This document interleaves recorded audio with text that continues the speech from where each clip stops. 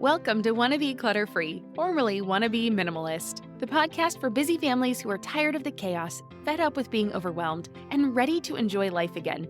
Each week, we talk about how to let go of the clutter so that you can focus on the things that actually matter. And it's not just physical clutter. We talk about the mental and emotional stuff too, because if it's holding you back, it's time to ditch it. I share what I've done in my own life to declutter, organize, and calm the chaos, but you won't just hear it from me. There are amazing guests too.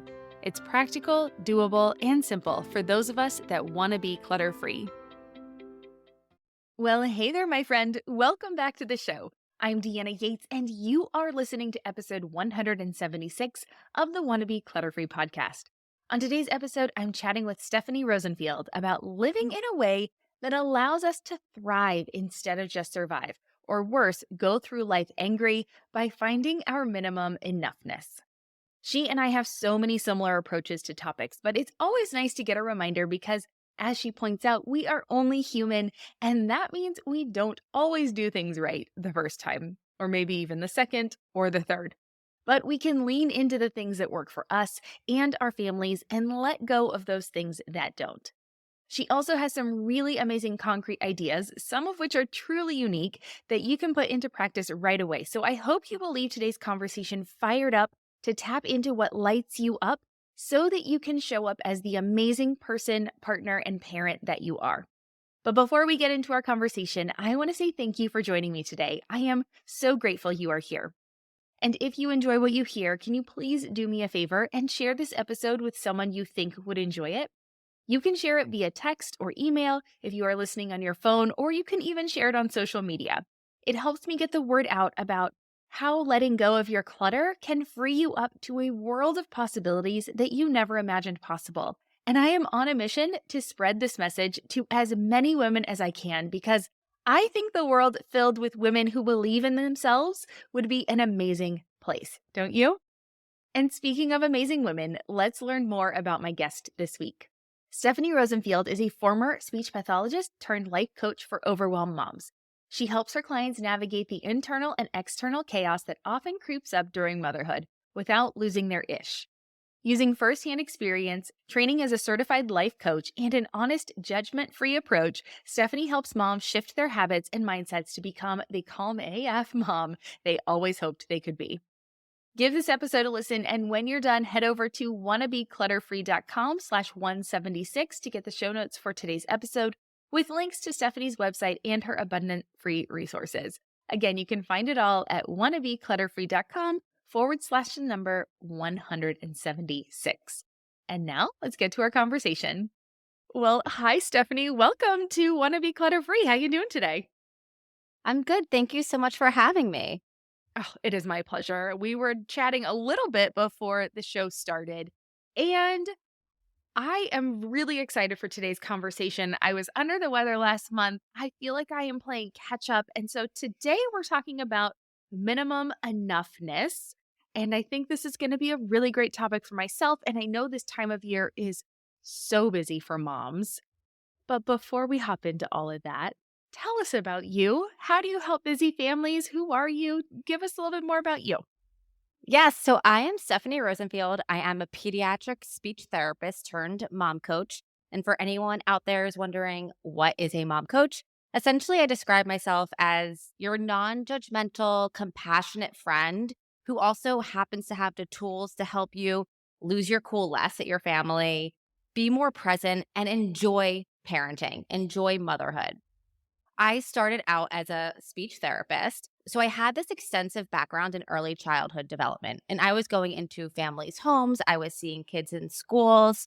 And this is before I had kids. And what I really noticed during that time is while all these kids were getting the supports that they really needed, there was a lack of support for parents, specifically moms. So day after day, I would see these stressed out, anxious, overwhelmed moms. And they just weren't getting the help that they deserved or needed. Yeah. Fast forward to me becoming a mom. Now I have two boys, but at the time in 2017, I was a first time mom and I thought, oh my gosh, I'm going to be awesome at this. I have this background in early childhood development. I work with kids. I'm going to be awesome. And I had my first son and I realized I know nothing. Like, this is hard. This is overwhelming. I found myself getting annoyed over things that I never cared about before, like dirty dishes in the sink Hmm. or a messy toy filled living room. And during that time, I was also like losing it on my husband and my son. And it just felt so terrible. Simultaneously, my family, unfortunately, was dealing with a really big trauma, a really big trauma in our family. So I found myself late at night. What does someone do when they need to know something? You Google it. I found myself Googling how to be happy, Hmm. and podcasts and books and things popped up that were new to me. That wasn't therapy. So through that, I found my first life coach and I hired her, and she taught me things, tools that changed my life. I started to enjoy my time with my family, lose my cool less, be more patient and present, look forward to the weekends with my son and my husband. So after that, I had sort of this light bulb moment of every mom that I know and I don't know needs to have these tools. Like every mom needs to learn this so that they can have this too. So I went back through like a year long coaching certification program. I got a 10-month nervous system practitioner training. And I've been on this journey ever since of working with myself and now over 100 moms to achieve what I achieved and get the help that I really desperately wanted. Oh, I love it. I love that this stemmed from what you were going through, right? And I love that journey. I think it's so relatable. No offense, but life kicks our butt, right? Especially when we think we're like, yeah, we got this. I'm gonna nail this. And it's just, oh my gosh, I am right there with you. I totally understand that because it does feel like, yeah, yeah. And it's also a good reminder too of when you're getting advice from other people, have they been there? Do they understand what I'm going through? So I am excited about that aspect about today because yes, you have been there. You are walking the walk. You have the Google searches late at night trying to figure it all out. And then I love that you did it, right? You took the bull by the horns, whatever that saying is, and you did it. And you just said, I'm going to figure this out because, yeah, what was the opposite? What was the other alternative? Be miserable? Well, it's not worth doing that for life. So let's figure that out. All right. So talk us through what does minimum enoughness mean? Okay, I love this question and it's a concept that I teach all of my clients and I use in my own life. Essentially, it is defining what is my enough. Most of us go around, my clients every day thinking about all the ways, all the things that we haven't done. I haven't done this at work. I'm not doing this for my kids. The house is a mess. I miss that activity. I miss my daughter's dance recital. All the ways that we aren't enough. So, what I work with my clients and what I recommend to anyone listening is concretely deciding, writing down, it could be in each area in your life, it could be for a day. What is my enough? Okay, I'm going into work today. What three things for whatever it is will I get done that is my enough? I can give you an example. I had a client every night who, after cooking the kids' dinner, making their lunches for the next day, was desperate to go upstairs and have time for herself. But her living room and kitchen was like a hot mess. Hmm. So she would spend the time cleaning the counters and the sink and the living room, putting all the toys away. And inevitably, the next morning, the kids would go downstairs at 8 o'clock and 8:05. Everything would look exactly like it did yesterday, like the night before. So we talked about what do you want to be doing? She said, I want to be sitting in my bed, talking to my husband and reading a book. So we decided together with her, what is my enough to go upstairs for the night? And she said for her, it was a clean sink. That was her. If the sink is clean and the dishes are in the dishwasher, that is enough for me. And so what we did is she tried that and we gathered evidence and she came back to me the next week and she just, you could see the relief that her ability to be able to read her book and do something for herself just created that much more space to be nicer to her family the next day because she was doing something for herself. So when I talk about minimum enough, it's really defining and getting clear what is my enough. Okay. Do you have any steps we can do to kind of break that down for ourselves if we are sitting there going, "Oh, well, I don't even know what that means for me?" Yes. I would first start off with the categories in your life where you feel like you're not enough, right? If for some people, it could be like work, home, kids, and then kids' activities or kids' appointment. And then it could be on, it depends how you work, right? Each person is so individual. It could be at the beginning of the week, it could be each day, it could be an overarching, this is my new way, right? For that mom, that was her new way of going to bed at night. Like, I do the sink.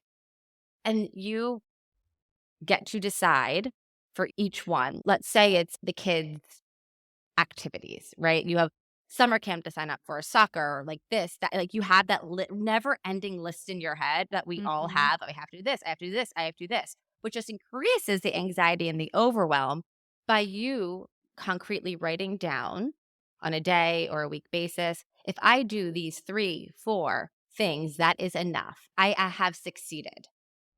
Okay. Love that. Okay. Great. Looking at your schedule, seeing what you do, going through and saying, okay, maybe these are the things that I love to do. I wish I could do more of. These are the things I really hate doing. Figuring out either one, can you delegate them to someone else or can you take them off your list completely? And then maybe even having that bucket of here are the things I wish I could be doing. How can I work them into my day? Does that seem like the right track? It definitely does, and what you said there are saying no and delegating are 2 things that I teach my clients, and identifying what it is they wanna do. I'm not sure if you've heard of Eve Rodsky. She wrote Fair Play, which is about a book Yes. helping couples, balance the workload. She found something super interesting was that it's not just about the amount of hours that women spend more than men, right? It's not just the amount of hours, but it's about the specific tasks that they do that can be a factor on women's mental health. So not about just the time, but also about the specific tasks that they're doing. So it's a big deal what you're spending your time doing, right? It's a big Yeah. deal if you're spending your time doing these tasks like this mom cleaning the kitchen or putting away the laundry instead of doing something for herself that could contribute to the mental health. So, 2 ways to make sure that you are utilizing your time in a way that you want to is the delegating, Mhm. right? What do I want to do less of? For example, the mom who thinks, and this is so pervasive, it's so normal to think, I should be making a home cooked meal, right? I Yeah. have the Yeah. time. This is something I should be doing. Well, that mom who is making the home cooked meal who thinks that she should be doing it, if she's getting stressed out and scrambling and reacting to her kids because she's scrambling for this home cooked meal, it's not really achieving the result that she wanted. She's doing it instead of doing something else that she wants to do. So, what can I delegate? So, a partner make the meal? Can I order in that night? Can I, Can you right? do a meal What can kit I say? with right. Like, I love meal kits, honestly, because they do allow you to do that moment of, I am still cooking it, right? It feels like a cheat code to me, right? Like, where I still get to be the one participating and doing it and making the thing, but it took off the responsibility of planning, shopping, and sometimes it can take off a lot of the prep work of it. I think too, it's not just the going out to eat, because I feel a lot of anxiety around that because or guilt because it's really expensive sometimes, and it's not always the healthiest, and then also, it still doesn't really save me much time. The fact that I still have to order it, I still have to go there to pick it up, we still have to there's some planning still. It's not like I decide at 5:30, "Okay, let's go pick something up." I feel like there I'm still struggling with actually doing the thing or getting the result that I want. But then also, yes, having that moment of the responsibility of it. I think that I've been noticing a lot in my life too.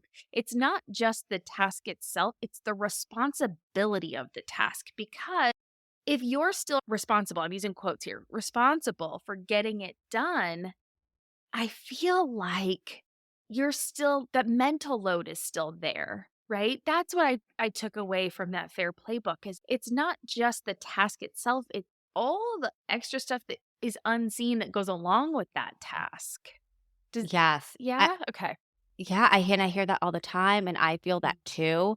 And it's about and what I love about the minimum enoughness is that while it takes some forethought, right? You're not just For reacting in the sure. moment. Yeah. It takes some forethought. It's that this is what I'll give you an example. My husband's going away this weekend, right? He's going on a guy's trip to Arizona, and I'm with the kids. So I'm thinking ahead of time, what is enough for me for Saturday and Sunday for meals? Okay. I am going to do the frozen waffles for breakfast. We have some grilled chicken for lunch, and I'm going to order out dinner. I'm going to order pizza because that's easy. So that is enough for me. And Sunday, maybe we'll do 2 meals out. I'm going to make this easy and help me be successful and have a fun weekend with my kids versus the a good mom should we should be outside because it's beautiful and do all these apple orchard, park, playground activities. Yeah. Well, Sunday afternoon, we're gonna watch some extra TV. Because again, I will be a less reactive, happier mom knowing that I'm doing what I can handle. Let's take a quick break to hear from our sponsors. And when we come back, Stephanie will share one super unconventional way one of her clients took back time for herself so she could be a better mother to her daughter. Do you ever find yourself staring into your closet, feeling like you've got tons of clothes but nothing to wear? Well, I've discovered a fabulous solution that's perfect for us busy women. Armoire. Armoire offers high quality, unique brands tailored just for you.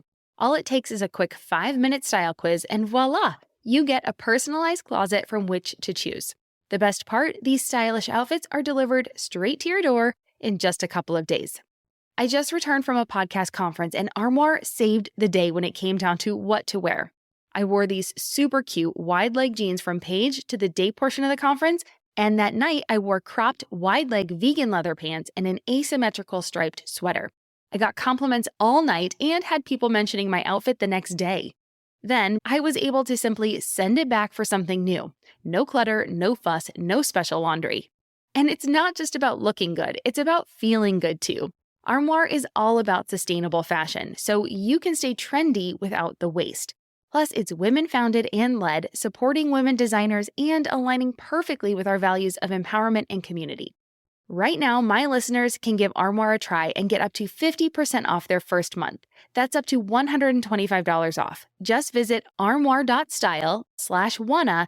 That's armoire.style, ARMOIRE.style/wanna to get up to 50% off your first month. And never worry about what to wear again. Try Armoire today. Hey everyone, today I want to talk to you about something that's helping me show up as my best self hormone harmony. For any woman navigating the ups and downs of hormonal change, whether you're in your 20s or past 40, this is something you'll want to hear about. I started taking hormone harmony because lately I've been feeling off balance, I was snacking more, feeling sluggish, and just not like myself. I was pretty flat.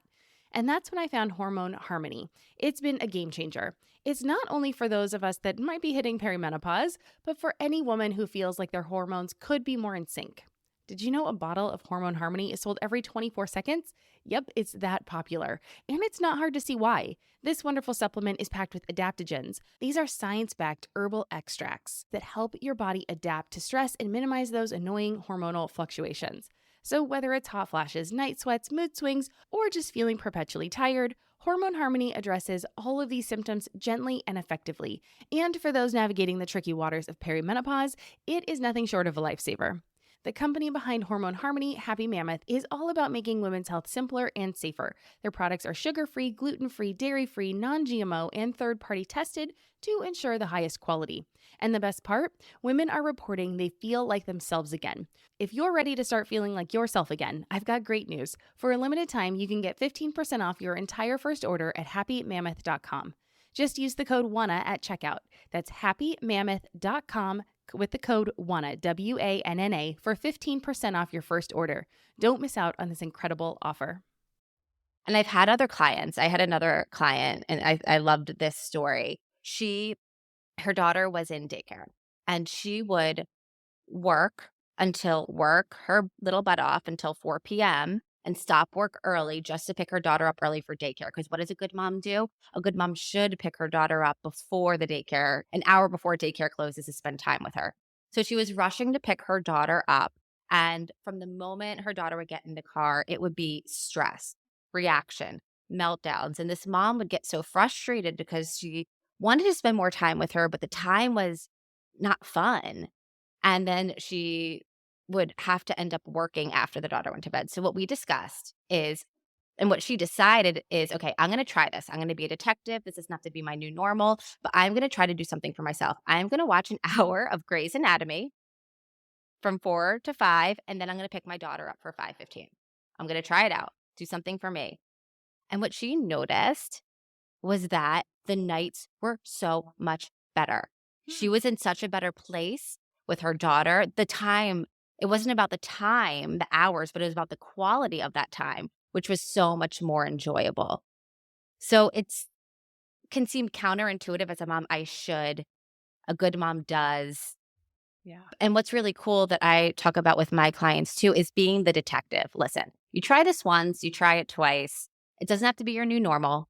We can always say, hey, we can trash this, but just see what happens. See how you feel. Yeah.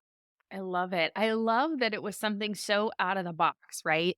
Because no way, I mean, mom or no mom, no way do most people say, okay, I'm going to take an hour for myself and watch a TV show, right? And that's going to put me in the right place. But if that works for her, fantastic. I mean, I love how just out there that one is. That's so great because, yeah, that's Yeah. not necessarily something you would think of. You're going to hear, you should meditate or read a book or listen to a podcast. As a podcaster, sure, listen to a podcast. But, I mean, I know that most people listen to my show when they are doing something else, right? They're cleaning, they are in the middle of multitasking something else. And so they're hopefully getting some information that will help them with those tasks. But I love that idea of just what is it for you? What can you take? What is it that lights you up, that calms you down, that gives you that space to be the amazing person that you are? Oh, I love that. That's so great. And allowing it to be, oh, I can't watch a show. I'm a mom. I have work to do. I can have the kitchen to clean. I have all these things to do.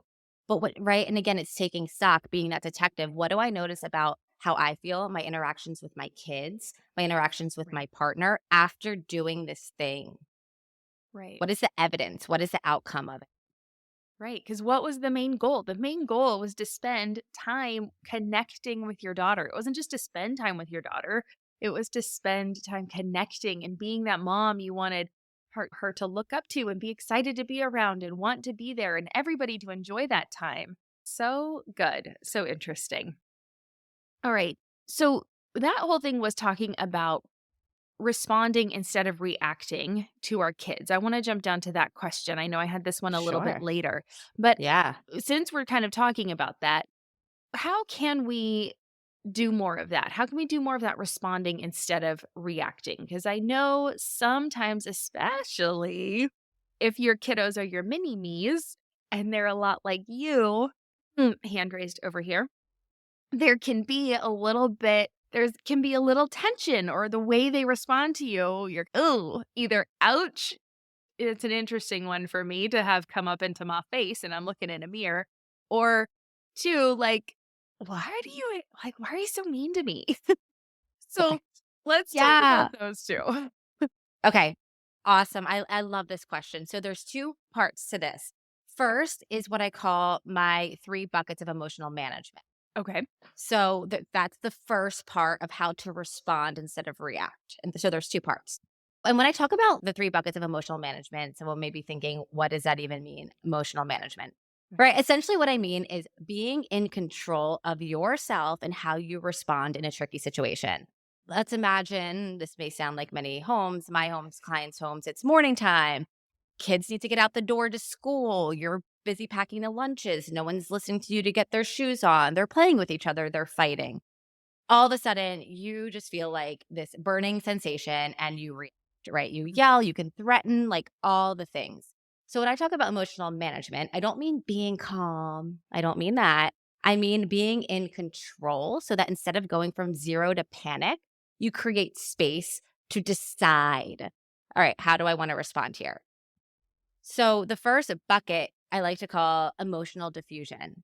And essentially, it's being in the face of that triggery situation. We can go back to that morning, feeling your body tense like you're about to blow and gaining back control. Gaining back control. As humans, we play off each other. So the moment that you dysregulate, like the moment that you respond to your kids in that way of, you may see this every morning, the moment that you respond and react and threaten, you may see their dysregulation, their behaviors increase also. So the first step of this, of emotional diffusion, is what I call the Ferris Bueller freeze. If you ever seen the movie Ferris Bueller's Day Off, he talks, or Zach Morris from Saved by the Bell. They talk to the camera and everything around them freezes. So I want you to imagine being that mom in that morning. In that moment, you do the Ferris Bueller freeze. Everything is still a little chaotic, but you freeze. And then you go to step 2, which is name the feeling that you're feeling. You can say it out loud. You could say it internally. I'm feeling overwhelmed. I'm feeling frustrated. So you name what you are feeling in the moment. And then you go to step 3, which is what I call changing the internal story. Because at that moment, your mind is, this is so dysfunctional. I'm going to be late. I have to do everything here. No one cares about me. I'm always the one to do it. There are all those thoughts are spiraling. Hmm. So, and again, I'm not saying slap a happy thought on a annoying situation, but it could be, this is frustrating, but I can cope with this. I will get through this. So many other moms are experiencing this right now. This is normal. I don't like it, but this is normal. And then after step 3, you go to step 4, which is decide, right? You'll already start feeling better after you reach step 3, right? You'll be like, okay, I feel a little bit more back in control. So I can do step 4, which is decide. What do I need to do here? How do I want to respond? And that can be one of many things. One could be, depending on the situation, you leave the room for a minute. If your kids are old enough, I need a minute just to calm my body. I'll be back. What I like about these 3 buckets is that essentially we want our kids to be doing this. We want our kids to be in the face of a triggery situation and be able to have an in control response. So we, as parents, as moms, need to be the ones who are modeling it. And that sort of leads to my second bucket after decide, which is different communication. So once you have control over how you're feeling, the next step is to communicate differently. And no one really ever told us or taught us, how can I communicate that Right. isn't reacting, that isn't totally, I don't know, I'm using my hands, putting it together, reacting or like just ignoring. And I have a good example of this. I have a client who has 3 kids, and every night she would make dinner, a home cooked dinner, and she would yell downstairs to them, guys, time for dinner. She would yell from the top of the stairs. Inevitably, night after night, no one would listen, no one would come up, and she would get so frustrated. She would go downstairs and, why isn't anyone like all the things? So we talked about different communication. I asked her, okay, let's imagine that you were watching the season finale of one of your favorite show. Let's say it's Real Housewives, and your husband's behind you and he's saying something, he's talking, and all of a sudden he comes into your face and he's like, why aren't you listening to me? I said we had to go. You'd be like, wait, what? What just happened here? Mm. Most of the time, our kids, they're not listening because they want to, right, annoy us. They're in the middle of doing something. It's really hard to concentrate on 2 things at once. So I asked my client, in that situation, how would you have wanted your partner to come and talk to you? Okay. You think of nonverbal. You make eye contact, a softer tone of voice, touch me on the shoulder, treat me as like a human, as an equal type. Hey, I know you're in the middle of your show. I told my mom we'd be there at 5:30. How much longer do you need? And again, with our kids, it could just be, hey, I know you're having fun playing this game. Again, eye contact, tone of voice, facial expressions, touching them. Dinner's ready. I'll give you 2 more minutes and then it's time to come up. You can think about that messy morning, right? The crazy morning. And if a mom is making lunch, it's recognizing, okay, I'm going to stop multitasking. I'm going to go over to my kids. I'm going to make the eye contact, put my hand on their shoulder. And once you diffuse, once you're, again, not feeling that anger or annoyance, it's more accessible to you to communicate in a different way. Yeah. I So think that's the that's second bucket. Let's pause for another quick break. And when we come back, I'll talk about how I use this diffuse method in our morning routine. I'm Margaret. And I'm Amy. And together we host the podcast, What Fresh Hell? Laughing in the Face of Motherhood. Margaret, I would say you're sort of a where are my keys kind of mom. Correct. Sometimes a where are my kids kind of mom. Well, you're, Amy, more of a we were supposed to leave 35 seconds ago, mom. I mean, touche. In each episode of What Fresh Hell, we come at a topic from our usually completely opposite perspectives. I bring the research. And I bring kind of the gimlet eye. Like, is that research really going to work, people? And almost 10 million downloads later, we're still laughing. We also talk to experts in the parenting field, plus parents with stories we can all learn from. We make each other laugh, we challenge each other's assumptions, and we have what we think is the best parenting community on the internet. Check out What Fresh Hell? Laughing in the Face of Motherhood wherever you listen to podcasts. Yeah, that's fantastic. I do find myself definitely doing that in the morning, like to wake our daughter up. It's still very much, okay, it's morning. And lately she's been wanting me to open the blinds to kind of help her get up a little bit too. So it's okay, I'll give you 2 more minutes. That's our routine. Good morning. Okay, 2 more minutes. I open the blinds and then I come back and sometimes it's 5 minutes. No one's really paying attention to the clock at that point. But I do try to be a little bit more, because I thought that too, right? Like, who wants to get up like you always see on the movies? Like they're ripping the sheets off, get out. And what a terrible way to start your day. Oh my gosh. So it's interesting. It's interesting that I can do this in some areas, right? So easily, so naturally, not even think about it.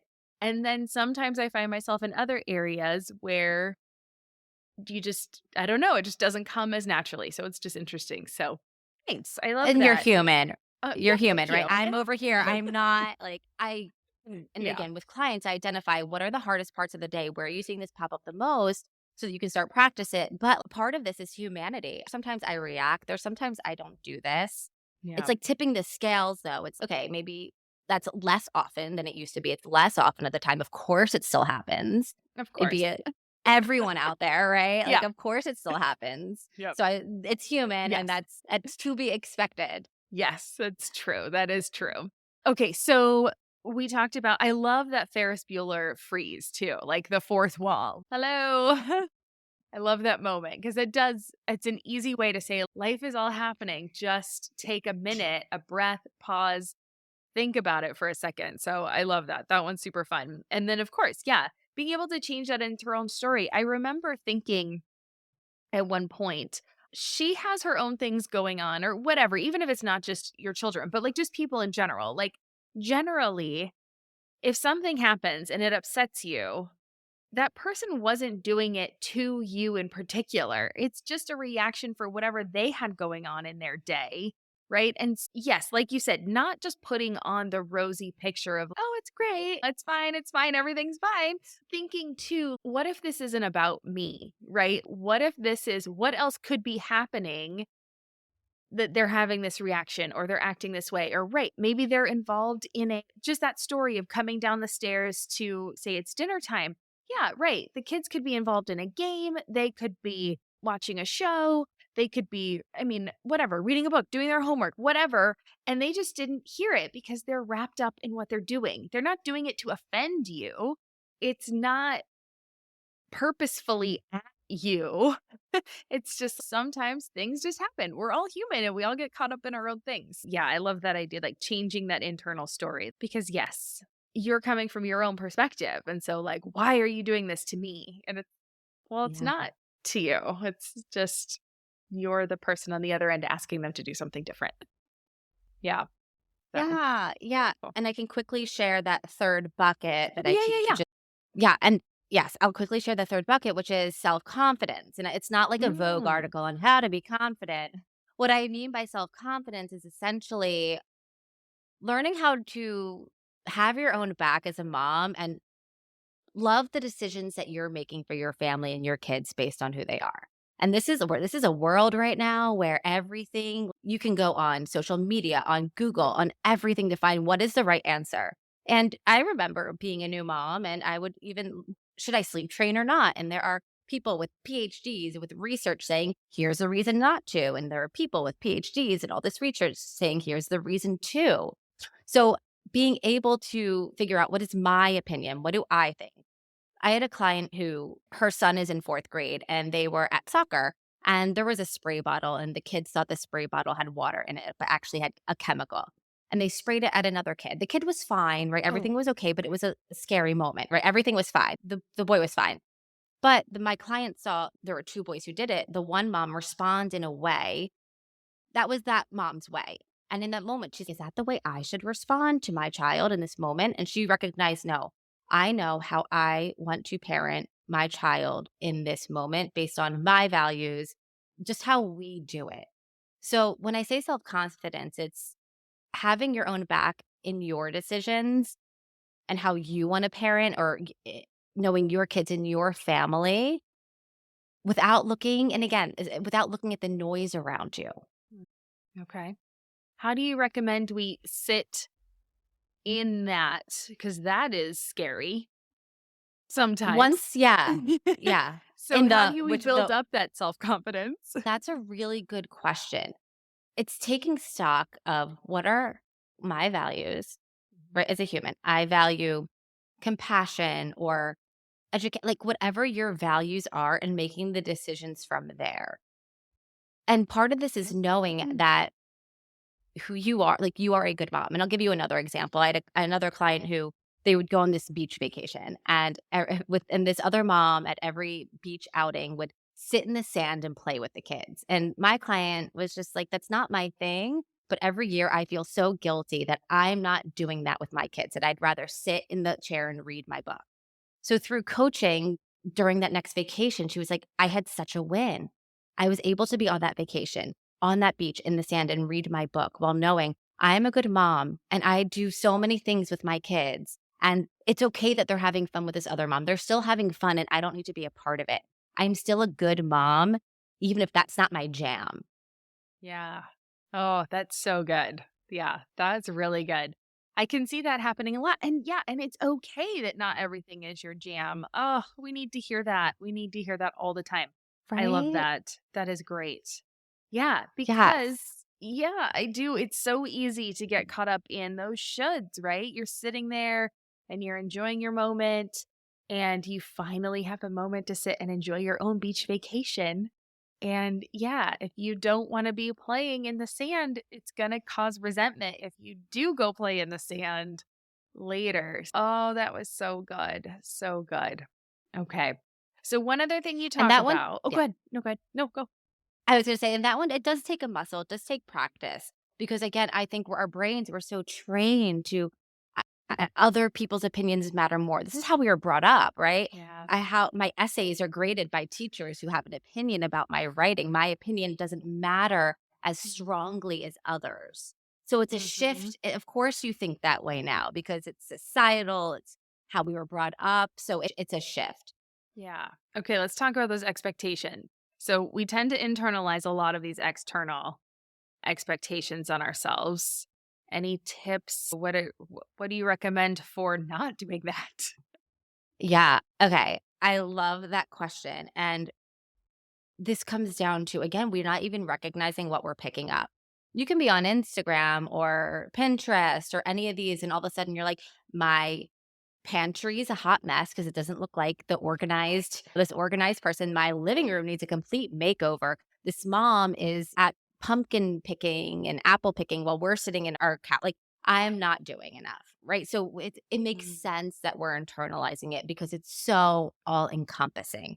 It's so all encompassing. So I want to say, if that sounds like you, there's nothing wrong with you. This is human. It's something that we're all battling. It's the recognition of, or the deeper understanding of who I am is enough, right? What I like is okay.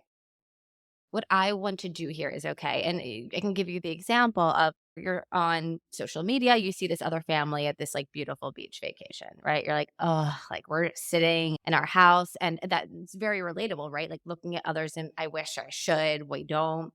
In that moment, or being able to catch yourself, comparison is normal. We all do it. The recognition of, I may not be there, but we also do fun things.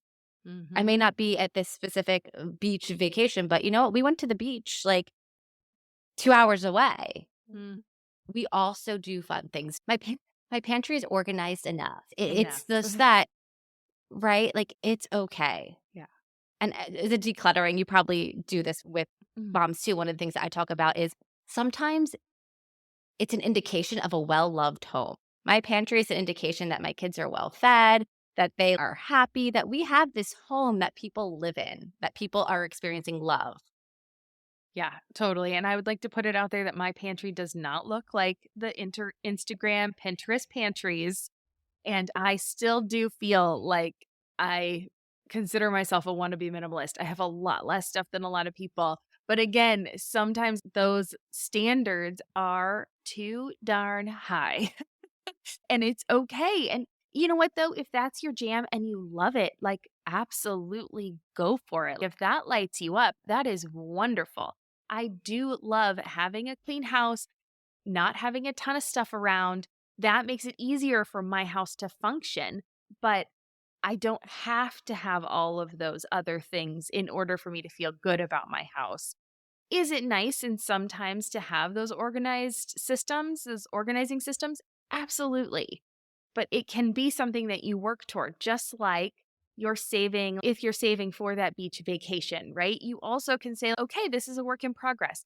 This month or this quarter, I'm going to work on our kitchen and I'm going to get the things that I want in our kitchen to have it be organized and together. Yeah, I love that. I love that concept of minimum enoughness that we talked about at the beginning, your values, what makes you happy, what actually lights you up can relate to so many different areas in your life. And I was talking earlier about how I was under the weather last month. And so I've fallen really behind. But what also happened was I was spending a lot more time on my phone because I was just like, "Ugh, I just don't feel good. Right." So I was scrolling a lot more. And I noticed that I was feeling a lot more discontent because I was finding that, yeah, I was bombarded with all of these beautiful pictures of people doing all these things that seemed really fun. And I was feeling behind and definitely getting up in that comparison trap for sure. It's always a good moment of just taking a breath, kind of recalibrating. And we were gone this last weekend on a little road trip. So it was nice. I love road trips for opportunities to chat with my husband because you just kind of get stuck. Like, part of the trip, we don't even have service. And so it's nice. Our daughter's in the back watching her show or whatever. And then we have some time where we don't generally get hours on end to sit next to each other and have these conversations. And it was really nice to have a moment of like recalibration over the weekend and I getting back to it. But yeah, you're right. That comparison, always the thief of joy. Yeah, and I love that you brought that up just about your experience because there is actually research that shows even if you follow like cute puppy dog accounts, people get off social media feeling worse, even if you're following the happy news puppy account. So just again, recognizing it's not that there's nothing wrong with this is how our brain works. This is how it's designed. This is how social media is designed. So just even the awareness of that. Oh, well, good. Phew. All right. Well, Stephanie, this has been wonderful. And I know listeners are going to have gotten a lot out of it. You gave us so many tips and steps. I love those 3 buckets: decide, different communication, and the self confidence piece. I think I got those right. I know decide had a few little extra buckets leading up to it, but I think those were your main 3. Did I get them right? Yeah. Yep. A diffusion, decide. Yeah. Communicate. Cool. Okay, cool. What are they again? Name them just so I can. Oh, yeah. Okay. Within emotional diffusion, I have 4 steps: freeze, feel, diffuse, decide. And then I have different communication and self confidence is the other bucket. Okay, perfect. Yeah. Okay, Does that good. make I had sense? it Yeah. written down. Sorry. That's exactly how You I did. have it written down You on my did. paper. You were good. Perfect. Okay, great. Well, this is, like I said, this has been wonderful. So where can people find you if they want to find out more? Yeah, they can come hang out with me on Instagram at stephanie.rosenfield. Or if you're interested in a bunch of free resources, you can find me at stephaniearcoaching.com/consult. You can learn about working with me one-on-one. And I also have a bunch of free things there. Awesome. Well, we'll make sure we link to those in the show notes in case, like I said, people are cleaning or decluttering or driving and they don't want to stop and write them down. They'll be in the show notes. So just click on over and you can find out more about Stephanie and get those awesome resources. But my favorite way to end each show is with 3 rapid fire questions. So the first one is, what does clutter free mean to you? Right now, it means internally having the space to respond, internally feeling clutter free, to have the space to respond. Ooh, that's a good one. Ooh, I like that. I've got to put it somewhere where I put all of these together at some point. That one's a really good one. I like it. Number two, what is one thing that you want listeners to take away from today's show? That you are doing a great job just by being here, just by listening to this podcast. You're awesome. You're doing great. Oh, I love that too. And then number three, what is making you happy right now or in this season of your life? In this season of my life, I am naturally an introvert, but I have been practicing socializing. So I have been doing one thing a week with another mom, whether it be dinner, a walk, or a play date, very purposely. So that's really lighting me up right now. Ooh, tell me a little bit more about that. I know it's rapid fire, but I like this Yeah. idea. Yeah. So in my goal of 2024 or 2023, after the pandemic and everything, it was really how can I build my community or socialize or meet more people, like as a mom, as a human. And it was really uncomfortable, right? It's really uncomfortable, but I started putting myself out there, texting people and asking them to get dinner or do a play date, knowing that some may say no, right? Which they did, and not taking that personally, asking again and looking at my calendar and being like, okay, this week, this is the social thing. This is the thing that I am doing and putting something on my calendar each week, which again, coming from someone who I'm like, I'm all right staying it. I'm all right not doing this, felt very uncomfortable. But it really, I have seen the fruits of my labor in some like nice new friendships and connections that I've made. Ooh, I like this idea. I am naturally an extrovert, but yeah, I mean, everybody right now, I feel like kids stuff is starting to get our daughter is 10 with her friends. They're starting to get really busy. So the parents are busy. A lot of our friends have two kids. So there's so many activities and all these things juggling. And so it is hard to find that time to get together with other moms. And we're somewhat new to the area. And people that have grown up here and have their lifelong friends or their high school friends or college friends or family in town, it's harder to connect and because we don't have those things here. We don't have family in Yeah. town. I didn't go to high school or college around here. So I don't Same. have those long-term connections. I don't work in an office. Neither my husband or I work in an office. So he works for a very small company and I'm a pretty much one-woman show over here with some outside help. So it's not like I have a lot of that connection outside. Oh, I love this idea. Well, Try it out. Let me know how it goes. rapid fire is lots of fun. Sorry about that, everyone. We extended it a bit. But thank you so much, Stephanie, for coming on the show. This was wonderful. I really loved connecting and so many similar ideas. So I know it's just going to be very helpful for those that listen to the shows. Anyway, I hope you have a wonderful fall and we'll chat soon. Thank you so much for having me. All right. Cheers. Wasn't that a great episode? I love connecting with other women who are passionate about helping others.